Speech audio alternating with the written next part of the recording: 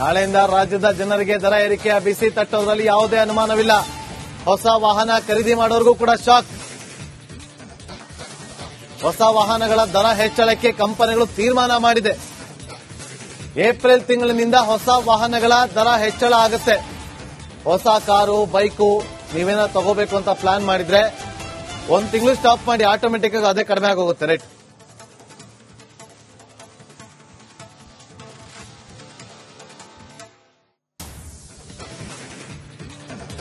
ಮತ್ತಷ್ಟು ಮಾಹಿತಿಯನ್ನು ಕೊಡೋದಕ್ಕೆ ನಮ್ಮ ಪ್ರತಿನಿಧಿ ದೀಪ್ತಿ ತೋಳ್ಪಾಡಿ ಈಗ ನೇರ ಸಂಪರ್ಕದಲ್ಲಿ ಜಾಯ್ನ್ ಆಗಿದ್ದಾರೆ. ದೀಪ್ತಿ, ಬೆಳಗ್ಗೆಯಿಂದ ಹಿಡಿದು ರಾತ್ರಿವರೆಗೂ ಕೂಡ ಎಲ್ಲಾ ಟ್ಯಾಕ್ಸ್, ಹೊಸ ಗಾಡಿಗಳನ್ನ, ಹೊಸ ವಾಹನಗಳನ್ನ ಖರೀದಿ ಮಾಡಬೇಕಾ, ಅದು ಕೂಡ ಜಾಸ್ತಿ. ಜೀವನ ಹೇಗ್ ಲೀಡ್ ಮಾಡೋದು? ಇದಕ್ಕೆಲ್ಲ ಯಾರು ಹೊಣೆ? ಈಗ ಜನರ ಜೀವನದಲ್ಲಿ ಚೆಲ್ಲಾಟ ಆಡ್ತಿರೋದು ಯಾರು? ಯಾವ ಕಾರಣಕ್ಕೋಸ್ಕರ ಎಲ್ಲಾ ಟ್ಯಾಕ್ಸ್ಗಳು ರೈಸ್ ಆಗ್ತಾ ಇರೋದು?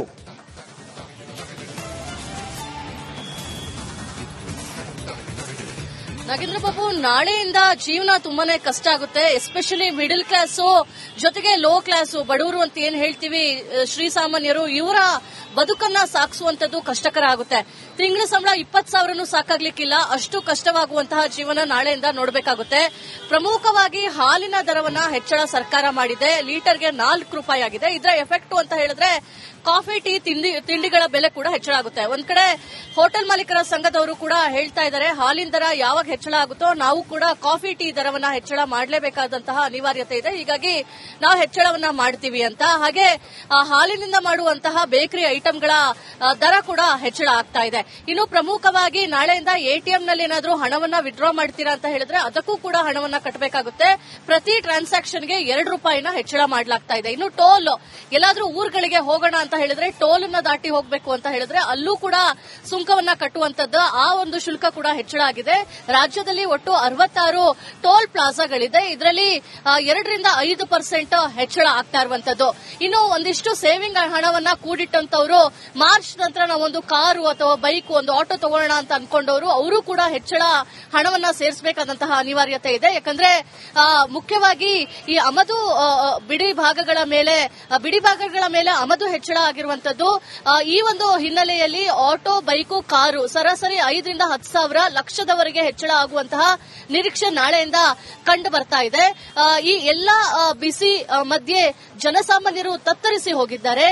ರೆಫ್ರಿಜರೇಟರ್ ಹಾಗೆ ಲಿಫ್ಟ್ಗಳ ಒಂದು ಟ್ರಾನ್ಸ್ಫಾರ್ಮರ್, ಇದು ಎಲ್ಲಾ ಬೆಲೆ ಕೂಡ ಹೆಚ್ಚಳ ಆಗ್ತಾ ಇದೆ. ಏನೋ ತಗೊಬೇಕು ಅಂತ ಹೇಳಿದ್ರು ಕೂಡ ಈ ಬೆಲೆಯನ್ನ ಹೆಚ್ಚಳ ಕೊಟ್ಟು ಖರೀದಿ ಮಾಡಬೇಕಾದಂತಹ ಪರಿಸ್ಥಿತಿ ಇದೆ. ಎಲ್ಲೋ ಒಂದ್ ಕಡೆ ಗ್ಯಾರಂಟಿಯಿಂದ ಇದೇನಾದ್ರೂ ಸರ್ಕಾರ ಕಂಗೆಟ್ಟು ಹೋಗಿದ್ಯಾ ಅಂತ ಹೇಳಿ ಜನಸಾಮಾನ್ಯರು ಆಕ್ರೋಶವನ್ನ ಹೊರಹಾಕ್ತಾ ಇದ್ದಾರೆ. Nagendra Babu, okay, thank you Deepti.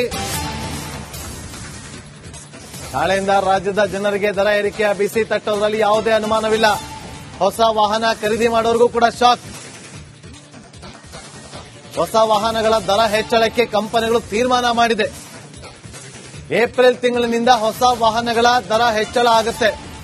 ಹೊಸ ಕಾರು, ಬೈಕು ನೀವೇನೋ ತಗೋಬೇಕು ಅಂತ ಪ್ಲಾನ್ ಮಾಡಿದ್ರೆ 1 ತಿಂಗಳು ಸ್ಟಾಪ್ ಮಾಡಿ ಆಟೋಮೆಟಿಕ್ ಆಗಿ ಅದೇ ಕಡಿಮೆ ಆಗೋಗುತ್ತೆ ರೇಟ್.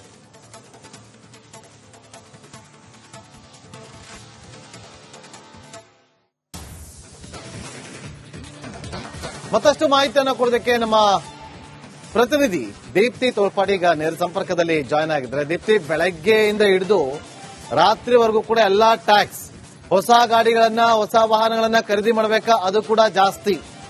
ಜೀವನ ಹೇಗ್ ಲೀಡ್ ಮಾಡೋದು? ಇದಕ್ಕೆಲ್ಲ ಯಾರು ಹೊಣೆ? ಈಗ ಜನರ ಜೀವನದಲ್ಲಿ ಚೆಲ್ಲಾಟ ಆಡ್ತಿರೋದು ಯಾರು?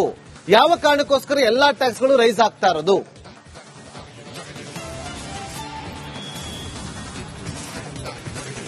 ನಾಗೇಂದ್ರ ಬಾಬು, ನಾಳೆಯಿಂದ ಜೀವನ ತುಂಬಾನೇ ಕಷ್ಟ ಆಗುತ್ತೆ. ಎಸ್ಪೆಷಲಿ ಮಿಡಲ್ ಕ್ಲಾಸು ಜೊತೆಗೆ ಲೋ ಕ್ಲಾಸು, ಬಡವರು ಅಂತ ಏನ್ ಹೇಳ್ತೀವಿ, ಶ್ರೀಸಾಮಾನ್ಯರು, ಇವರ ಬದುಕನ್ನ ಸಾಗಿಸುವಂತದ್ದು ಕಷ್ಟಕರ ಆಗುತ್ತೆ. ತಿಂಗಳ ಸಂಬಳ 20,000 ಸಾಕಾಗ್ಲಿಕ್ಕಿಲ್ಲ, ಅಷ್ಟು ಕಷ್ಟವಾಗುವಂತಹ ಜೀವನ ನಾಳೆಯಿಂದ ನೋಡಬೇಕಾಗುತ್ತೆ. ಪ್ರಮುಖವಾಗಿ ಹಾಲಿನ ದರವನ್ನ ಹೆಚ್ಚಳ ಸರ್ಕಾರ ಮಾಡಿದೆ. ಲೀಟರ್ಗೆ 4 ರೂಪಾಯಿ ಆಗಿದೆ. ಇದರ ಎಫೆಕ್ಟ್ ಅಂತ ಹೇಳಿದ್ರೆ ಕಾಫಿ, ಟೀ, ತಿಂಡಿಗಳ ಬೆಲೆ ಕೂಡ ಹೆಚ್ಚಳ ಆಗುತ್ತೆ. ಒಂದ್ ಕಡೆ ಹೋಟೆಲ್ ಮಾಲೀಕರ ಸಂಘದವರು ಕೂಡ ಹೇಳ್ತಾ ಇದ್ದಾರೆ, ಹಾಲಿನ ದರ ಯಾವಾಗ ಹೆಚ್ಚಳ ಆಗುತ್ತೋ ನಾವು ಕೂಡ ಕಾಫಿ ಟೀ ದರವನ್ನ ಹೆಚ್ಚಳ ಮಾಡಲೇಬೇಕಾದಂತಹ ಅನಿವಾರ್ಯತೆ ಇದೆ. ಹೀಗಾಗಿ ನಾವು ಹೆಚ್ಚಳವನ್ನ ಮಾಡ್ತೀವಿ ಅಂತ. ಹಾಗೆ ಹಾಲಿನಿಂದ ಮಾಡುವಂತಹ ಬೇಕರಿ ಐಟಂಗಳ ದರ ಕೂಡ ಹೆಚ್ಚಳ ಆಗ್ತಾ ಇದೆ.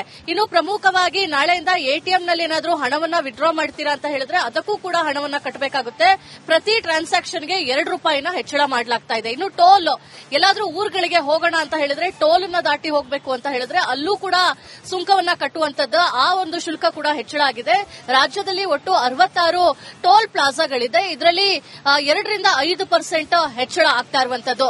ಇನ್ನು ಒಂದಿಷ್ಟು ಸೇವಿಂಗ್ ಹಣವನ್ನ ಕೂಡಿಟ್ಟಂತವರು ಮಾರ್ಚ್ ನಂತರ ನಾವೊಂದು ಕಾರು ಅಥವಾ ಬೈಕ್, ಒಂದು ಆಟೋ ತಗೊಳ್ಳೋಣ ಅಂತ ಅನ್ಕೊಂಡವರು ಅವರು ಕೂಡ ಹೆಚ್ಚಳ ಹಣವನ್ನ ಸೇರಿಸಬೇಕಾದಂತಹ ಅನಿವಾರ್ಯತೆ ಇದೆ. ಯಾಕಂದ್ರೆ ಮುಖ್ಯವಾಗಿ ಈ ಆಮದು ಬಿಡಿ ಭಾಗಗಳ ಮೇಲೆ ಆಮದು ಹೆಚ್ಚಳ ಆಗಿರುವಂತದ್ದು. ಈ ಒಂದು ಹಿನ್ನೆಲೆಯಲ್ಲಿ ಆಟೋ, ಬೈಕು, ಕಾರು ಸರಾಸರಿ 5,000-10,000 ಲಕ್ಷದವರೆಗೆ ಹೆಚ್ಚಳ ಆಗುವಂತಹ ನಿರೀಕ್ಷೆ ನಾಳೆಯಿಂದ ಕಂಡು ಬರ್ತಾ ಇದೆ. ಈ ಎಲ್ಲಾ ಬಿಸಿ ಮಧ್ಯೆ ಜನಸಾಮಾನ್ಯರು ತತ್ತರಿಸಿ ಹೋಗಿದ್ದಾರೆ.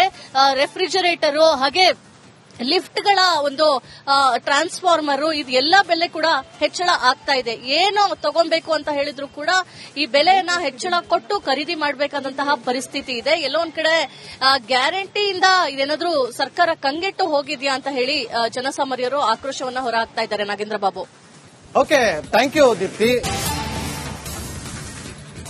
ನಾಳೆಯಿಂದ ರಾಜ್ಯದ ಜನರಿಗೆ ದರ ಏರಿಕೆಯ ಬಿಸಿ ತಟ್ಟೋದ್ರಲ್ಲಿ ಯಾವುದೇ ಅನುಮಾನವಿಲ್ಲ. ಹೊಸ ವಾಹನ ಖರೀದಿ ಮಾಡೋರ್ಗೂ ಕೂಡ ಶಾಕ್. ಹೊಸ ವಾಹನಗಳ ದರ ಹೆಚ್ಚಳಕ್ಕೆ ಕಂಪನಿಗಳು ತೀರ್ಮಾನ ಮಾಡಿದೆ. ಏಪ್ರಿಲ್ ತಿಂಗಳಿನಿಂದ ಹೊಸ ವಾಹನಗಳ ದರ ಹೆಚ್ಚಳ ಆಗುತ್ತೆ. ಹೊಸ ಕಾರು, ಬೈಕು ನೀವೇನೋ ತಗೋಬೇಕು ಅಂತ ಪ್ಲಾನ್ ಮಾಡಿದ್ರೆ 1 ತಿಂಗಳು ಸ್ಟಾಪ್ ಮಾಡಿ ಆಟೋಮೆಟಿಕ್ ಆಗಿ ಅದೇ ಕಡಿಮೆ ಆಗೋಗುತ್ತೆ ರೇಟ್.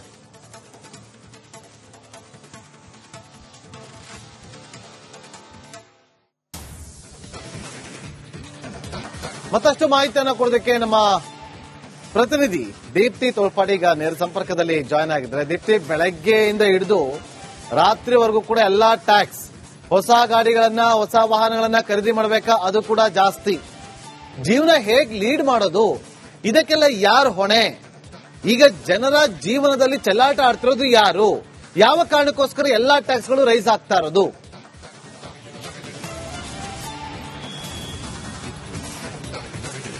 ನಾಗೇಂದ್ರ ಬಾಬು, ನಾಳೆಯಿಂದ ಜೀವನ ತುಂಬಾನೇ ಕಷ್ಟ ಆಗುತ್ತೆ. ಎಸ್ಪೆಷಲಿ ಮಿಡಲ್ ಕ್ಲಾಸು ಜೊತೆಗೆ ಲೋ ಕ್ಲಾಸು, ಬಡವರು ಅಂತ ಏನ್ ಹೇಳ್ತೀವಿ, ಶ್ರೀಸಾಮಾನ್ಯರು, ಇವರ ಬದುಕನ್ನ ಸಾಗಿಸುವಂತದ್ದು ಕಷ್ಟಕರ ಆಗುತ್ತೆ. ತಿಂಗಳ ಸಂಬಳ 20,000 ಸಾಕಾಗ್ಲಿಕ್ಕಿಲ್ಲ, ಅಷ್ಟು ಕಷ್ಟವಾಗುವಂತಹ ಜೀವನ ನಾಳೆಯಿಂದ ನೋಡಬೇಕಾಗುತ್ತೆ.